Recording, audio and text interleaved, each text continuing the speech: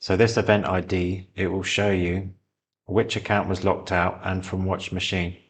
So I'm going to show you now how you can use Windows Event Viewer to find out which user was logged out, which computer or device caused the lockout, and then I'm going to show you how you can remotely access the Windows event log on that machine and find out exactly what caused that account from being locked out.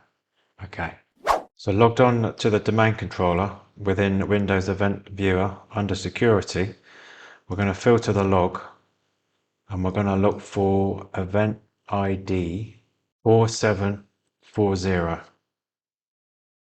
And this will show a list of accounts that have recently been locked out. So here we can see one, and if we open it, it will tell you the name of the user that was locked out. So that's the username, and the caller computer name, which was the device that locked out. So we can see it was a computer called client InfraSOS. So now we can remotely log on to the Windows Event Viewer of that machine. So you do is right click Event Viewer Local, connect to another computer. Now, one thing I should mention is if you get the following error message, this means that within your network you have a block somewhere. So one way around this, if you're allowed to do this, is to set up a group policy and allow these programs to be allowed access. And to do that within group policy, you can create a new group policy object. Here's one I've done. And within the settings, all you do, here is where I've configured to allow these programs to access the client machines. So computer configuration, policies, Windows settings, security settings, Windows Defender firewall with advanced security, Windows the firewall with advanced security, and then inbound rules. And I've created these inbound rules. So pause the screen if you want to take a snapshot.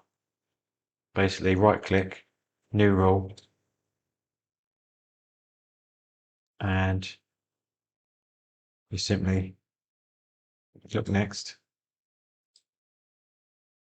or predefined, and here you can, there is the network access in and the remote log management, which should be this one. And then once that's done, enforce it on your machine, or wait a couple of hours until it's been pushed out to your client machines, and then try reconnecting. So I've already got that pushed out. Before we jump on to the next section, I just want to introduce our InfraSOS Active Directory reporting and auditing platform, which allows you to run hundreds of different types of reports on your users, especially your locked out users. It's also got a health and security status tool that you'll be able to analyze your Active Directory domain controllers and check over 250 checkpoints related to security, DNS, GPO status, replication status, and many more. And we're also going to be having Active Directory alerting coming later this year. And if you're using Office 365 and Entra ID, we've also got reporting and auditing on there as well. Check us out, link is in the description. So now if I try to connect,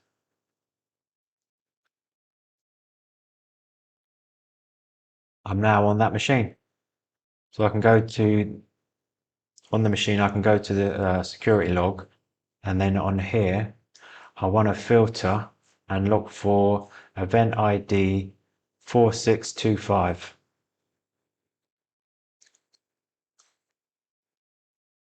And this will then, this logs the event when it was locked out. So what you want to do is, on the domain controller, look at the exact time that that event ID logged that locked out message, and then on here come and have a look at the time, and here it will tell you the reason why it was locked out.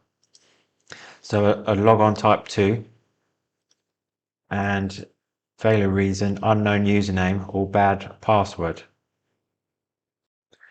So here you can see it says a logon type and a number, and this number is associated with the failure reason.